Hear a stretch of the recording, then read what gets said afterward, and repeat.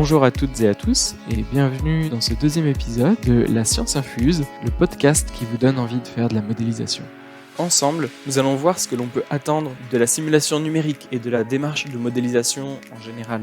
Les résultats que l'on obtient sont-ils fiables ? Si oui, quelle précision peut-on attendre ? Et sinon, est-ce que l'on ne peut pas y remédier d'une manière ou d'une autre ?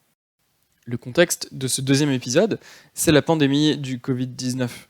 Et actuellement, nous avons l'habitude dans les médias d'avoir des informations sur la prédiction de la propagation de l'épidémie, avec des données sur le nombre de personnes contaminées, le nombre de personnes guéries, le nombre de personnes décédées, et ce, dans 2 semaines, 4 semaines, voire quelques mois. Et à juste titre, je pense qu'on peut se questionner sur la validité de ces prédictions.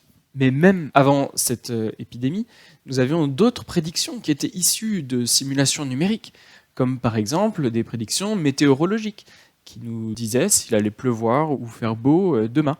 Nous avions aussi petit à petit pris l'habitude d'avoir des informations sur l'élévation des températures moyennes à 10, 20, 30 ans, un siècle, pour connaître un petit peu l'évolution du climat au niveau planétaire. Alors maintenant, venons-en au cœur de la question de ce podcast. Que peut-on attendre de ces résultats ? Est-ce que l'épidémie va exploser ou est-ce que la température à la surface de notre globe va être complètement intenable dans quelques années ? Les résultats de nos scientifiques sont-ils fiables ? Ou alors, est-ce qu'il y aurait un petit espoir qu'ils se soient lourdement trompés et qu'en fait, il ne se passe rien de particulier ? Mais je vous propose de répondre à la question en 2 étapes, en découpant les résultats dits qualitatifs et les résultats dits quantitatifs. Alors, je vous propose de démarrer avec les modèles et les simulations numériques qui ont une visée de résultats de type qualitatif. Et typiquement, ces modèles ne vont pas permettre de faire des prédictions sur la quantité précise qui sera obtenue à la fin d'un processus ou à la fin d'une période. On va plutôt obtenir des tendances. On va chercher à améliorer un petit peu notre compréhension des phénomènes au travers de la simulation numérique, au travers des résultats qui nous seront donnés, mais on ne pourra pas faire de prédictions qui soient très précises.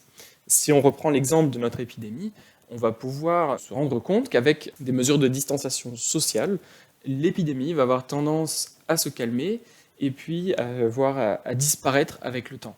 Ça, ce sont des résultats qualitatifs. On n'a pas dit quand et à quelle vitesse ces résultats vont être obtenus sur la propagation de l'épidémie, mais par contre, on va vérifier, on va montrer la tendance que produisent certaines mesures. À l'opposé, quand on travaille avec des modèles qui ont une visée plutôt quantitative sur le résultat, on s'attend en fait à avoir des résultats de simulation numérique qui soient suffisamment précis pour qu'on puisse les comparer à la réalité, à des mesures expérimentales. Et ici, on ne va pas seulement prédire des tendances. On voudrait par exemple pouvoir prédire la température précise d'un objet après lui avoir fait subir un procédé industriel. On voudrait par exemple pouvoir prédire la durée de vie précise d'un produit à sa sortie de l'usine. Et dans ce type de modèle, typiquement, l'ordre de grandeur de la précision sur les résultats, c'est de 10 à 20%. Alors 10 à 20%, ça semble des fois énorme. Mais c'est un petit peu ce qu'on peut attendre dans le cadre d'une première étape, d'une première démarche. Et dans le cadre de démarches plus poussées, de collaboration avancée avec certains partenaires, j'ai pu voir des prédictions numériques qui étaient bien plus fiables que ça et on descendait à quelques pourcents seulement. Alors ici, on se rend compte que si on veut avoir des résultats précis à quelques pourcents près, il faut aussi avoir des données d'entrée du modèle qui vont être elles aussi précises. Si nos matériaux ne sont pas connus précisément ou si notre virus, dans le cadre de l'épidémie, n'est pas connu précisément, alors il est complètement illusoire d'attendre des résultats très précis à la sortie.